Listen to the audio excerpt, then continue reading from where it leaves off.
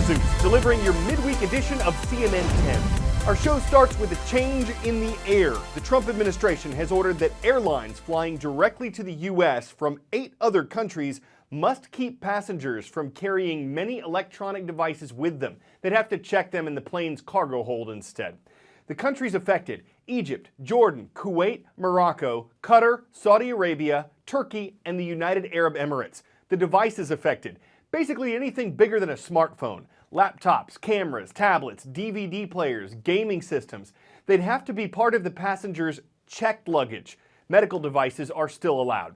The reason for the ban: concerns about terrorism. The Trump administration says it believes part of the Al-Qaeda terrorist group is close to being able to hide certain explosives in electronic devices, and that they'd use them to target airplanes. The restrictions do not apply to flight crews. The consequences: if the airports don't comply with the order within 96 hours, their planes will not be allowed to fly to the United States. The possible side effects: long security lines and flight delays, which occurred when similar restrictions were made in the past. American officials say the rules won't affect U.S. airlines because they don't fly directly to America from the 10 international airports in the named countries. After the restrictions were announced, the United Kingdom followed with its similar rules, though there are some differences in the countries included in the British restrictions. Changes have also been made to the American Health Care Act, a Republican plan to repeal and replace the Affordable Care Act, also known as Obamacare. Both the Obama law and the Republican plan to replace it are controversial. And though Republicans control both chambers of Congress, some of them have said they're opposed to the House plan. So amendments to the proposal were announced Monday night in the hopes that more House Republicans will vote to pass it. One change would immediately prevent states from expanding Medicaid, a health insurance program for people with low incomes. Another would allow states to require people who get Medicaid to work if they're able to.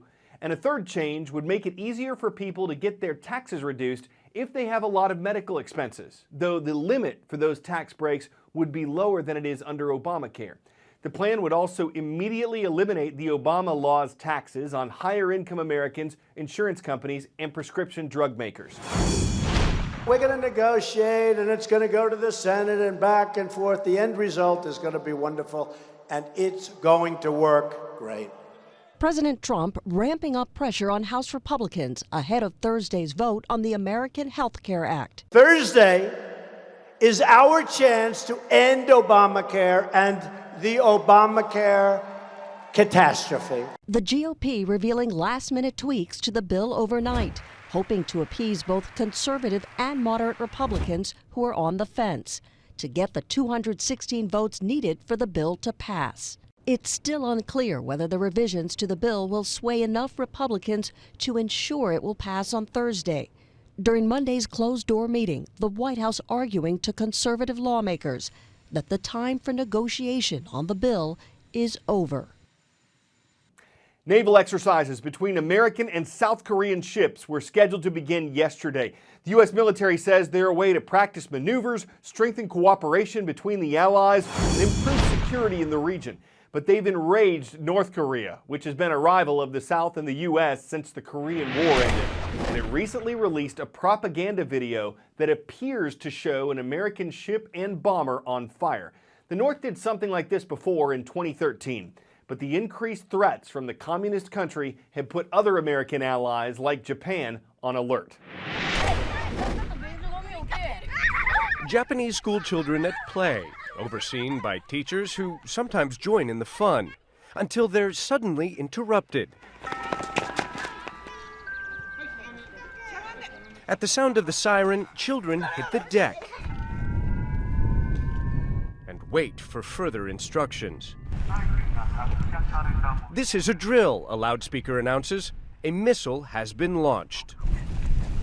This is Japan's first missile evacuation exercise, a simulation preparing people for the threat of a possible North Korean missile strike against this country. The Japanese government is trying to demonstrate that as North Korea's missile program grows more sophisticated, communities like this could become a target. When it's all over, a government official thanks the volunteers and promises the Japanese armed forces will do all they can to shoot down North Korean missiles.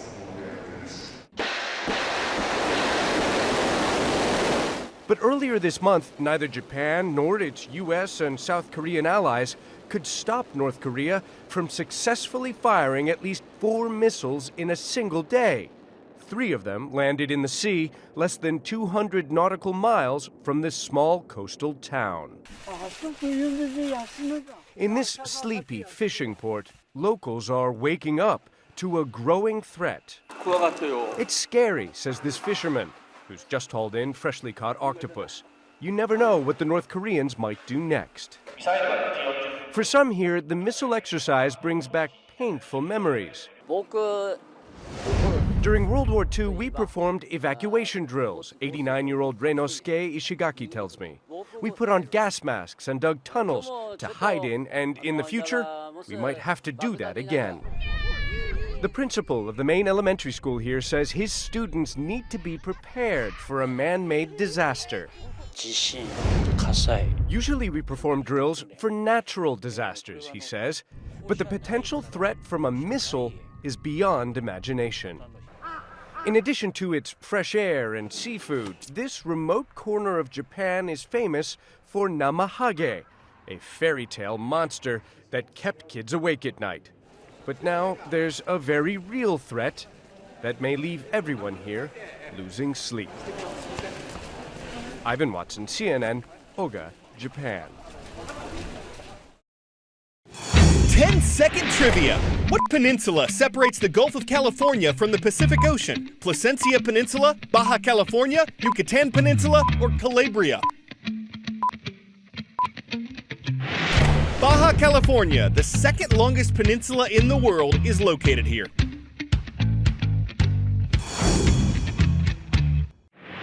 The peninsula, which borders the U.S., is part of Mexico, and it's home to 2 Mexican states, Baja California and Baja California Sur. And it's home to hundreds of thousands who live in poverty. There are a number of organizations that try to help those in bad living conditions, those who are unemployed, those who are victims of crimes and drug wars. One started with the basic need of shelter. When people get a house, they actually think differently about their own future, and that's the power of Homes of Hope. We build a structure for those that own their own land but need a little bit of help with their house.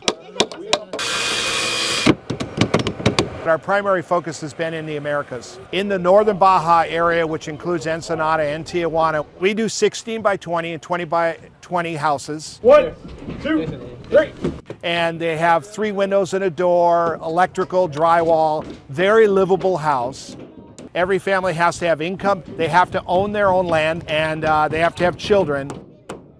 Luis and Susan got 4 beautiful children. They're living in a 6-foot by 10-foot tarp over some dirt. It was difficult to sleep at night, all of us on the same mattress. Now we are more comfortable. Everyone has their own space, and now we can sleep with our arms stretched out.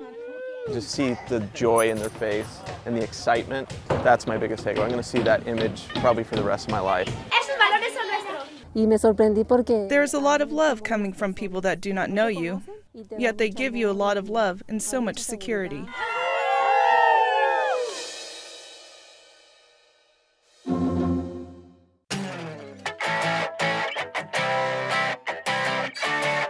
At some point, many people get to interact with a robot, or maybe have one vacuum their floor. Not everybody gets the chance to put on a robot suit. If you're the CEO of Amazon, though, you can probably find a way to make that happen. The company leader is seen here testing out a robot at a technology and robotics conference. In this Twitter video, the man and the machine don't walk or pick anything up or really do anything much besides flail. But that doesn't make the suit a failure. Its movements may be robotled up, and even though it looks kind of alien, it's obvious the moment you lay mechanized on it that in arm wrestling, thumb wrestling, high-fiving, or dabbing, that thing is armed and dangerous. I'm Carl Azus, and that's CNN 10.